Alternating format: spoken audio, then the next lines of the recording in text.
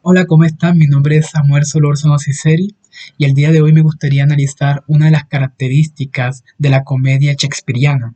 Me refiero al disfraz. Para ello me quiero enfocar mucho en la comedia El Mercader de Venecia. El disfraz, como se puede ver dentro de esta obra y en otras comedias de Shakespeare, incluso en varias de sus tragedias, el disfraz articula unos conceptos que se conectan directamente con la identidad del personaje. Disfrazado, un personaje de Shakespeare adquiere unas cualidades, unos movimientos y una nivelación de autoridad y de engaño diferente a cómo el personaje se presenta inicialmente en una obra. Estos disfraces contribuyen a dinamizar los tramas y los subtramas que ocurren en los laberintos de Shakespeare, produciendo que se lleguen a giros inesperados e incluso afecten ciertas situaciones. En Mercader de Venecia nos encontramos con tres situaciones como son el de Lorenzo y sus amigos disfrazados en una enmascarada para raptar para ayudar a que se escape Jessica, la hija de Psylocke, el judío. Luego tenemos a la propia Jessica que se disfraza de hombre para escapar bien de la casa de su padre. Y por último tenemos a Porcia y a Narissa, que se disfraza una de abogada y otra de escribiente, y que estas dos van a tener una participación muy activa en el clímax de la obra, que es el juicio donde se enfrentan Antonio, que es el mercader de Venecia, contra Psylocke, debido a debido a un pagaré que ambos firman, en donde Antonio podría morir, caer presa de la muerte ante Psylocke, y será Porcia disfrazada de abogada a través de una elocuencia, una inteligencia y, y, y en su sabiduría de leyes logrará salvar a Antonio. Entonces, para seguir avanzando y profundizar muy bien estas tres situaciones, me gustaría ver cómo actúa el disfraz en el teatro de Shakespeare, que es muy diferente en cómo actúa en otros teatros. Primeramente, es importante mencionar que Shakespeare no es el primero que trae el recurso del disfraz al teatro. De hecho, esto es un recurso que se viene usando desde otros teatros anteriores. Concretamente, se ve mucho en el teatro renacentista italiano, y será este teatro quien le hereda ese recurso a otros teatros muy fructíferos, como fueron el teatro del siglo de oro español y el teatro isabelino. Eh, para comprender más claramente cómo actúa el disfraz en Shakespeare, me gustaría ponerlo en contraposición con el disfraz en Lope de Vega, que es un grande de nuestras letras, y es bien sabido que Lope de Vega dejó muchas obras de teatro. Quiero citar a José Homero Arjona, que en su ensayo El disfraz varonil en Lope de Vega escribió: de nada vale a muchas damas el disfraz, ni las preocupaciones que tomen, pues son reconocidas ya inmediatamente, ya al poco rato de lucir sus nuevas vestiduras. Aquí Arjona nos aclara que en Lope de Vega las mujeres cuando se disfrazan, eh, ese disfraz que ellas usan es como traslúcido. Se ven muy bien las intenciones de los personajes, incluso pueden ser descubiertas por otros personajes que participan en la obra.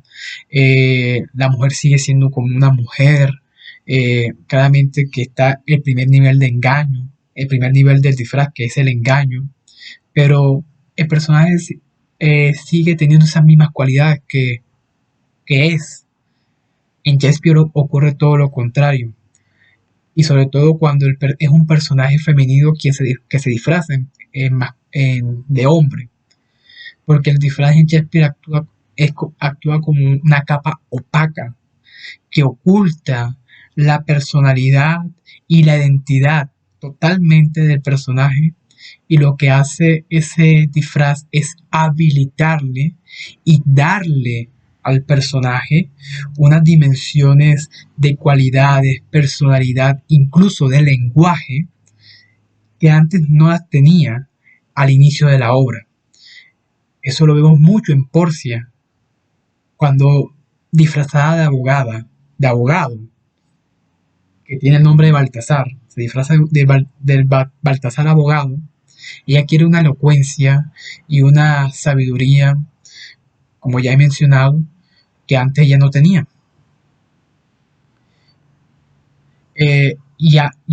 Eso podemos decir que es otro nivel del disfraz, que es el de alterar la identidad del personaje.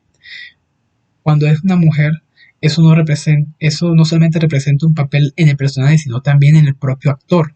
¿Por qué? Quiero citar a un poeta contemporáneo de Shakespeare que se llamó John Donne. Él decía: tratarlas a las mujeres como deidades es impío, y como demonios, diabólico. Convertirlas en amantes es cobarde, y en sirvientas innoble.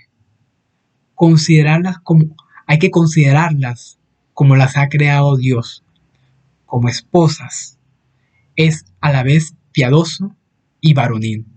Aquí estamos viendo uno de los conceptos muy generalizados en la Inglaterra del siglo XVII, XVI y XVII, en donde la mujer no tenía una participación, tenía un rol no autoritario, no de autoridad en la jerarquía social, y eso se trasladaba mucho en el teatro, tanto que incluso los papeles femeninos eran actuados por actores hombres.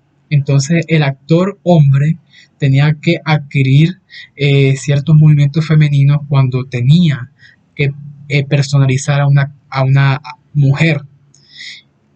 Esto era más complejo cuando la mujer se disfrazaba de hombre. El personaje femenino se disfrazaba de hombre, porque el actor volvía a tener como ese papel de hombre, pero tenía que tener un performance de mujer para que el público pudiese ver que seguía siendo la misma, tenía ese comportamiento de mujer, ese personaje.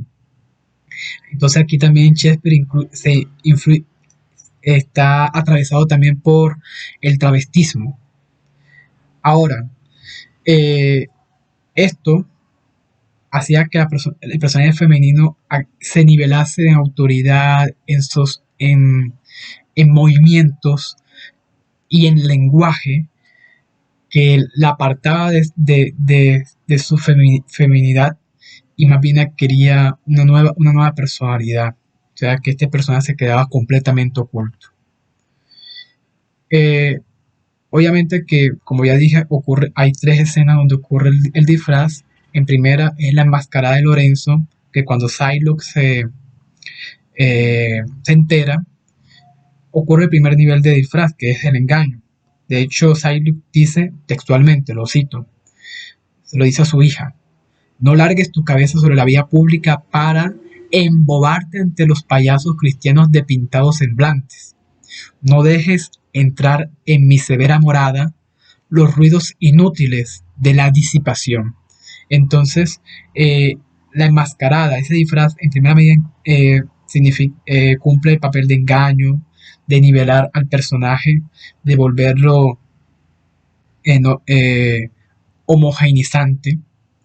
De hecho, Jessica, disfrazada de mujer, de hombre, también usa ese disfraz para engañar. De hecho, Jessica menciona, cito textualmente: voy a tener que alumbrar mi vergüenza.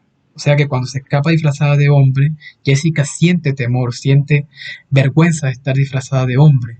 Entonces, por lo tanto, ese disfraz no oculta su personalidad, sigue siendo Jessica, sigue siendo ella misma, pero distinta. Ya con Porcia y Nerissa ocurre algo distinto. Ya con Porcia y Nerissa, como ya hemos mencionado, les cambia su personalidad, eh, resulta en un engaño a, a Basanio, que es el esposo de Porcia y el que, también está presente en ese juicio, y también a Graciano, que es el esposo de Narisa y está también presente en el juicio. Ese engaño hace que se aterrice la obra en una confusión. De hecho, la última línea de la obra la pronuncia Graciano, que dice en una parte de su última línea: por si llegara el día, quisiera que fuese de noche, a fin de poder acostarme con el escribiente del doctor, refiriéndose a Nerissa, que se había disfrazado de escribiente. Entonces aquí ya entra esa ambigüedad. El disfraz en Shakespeare es ambigüedad y es, y es alterar la personalidad de los personajes. Bueno, esta ha sido una de las breves cosas que quería mencionar del disfraz en Shakespeare. Entonces espero que este video sea de mucha utilidad y de pronto en otra ocasión estaremos hablando de otra característica de la comedia de Shakespeare.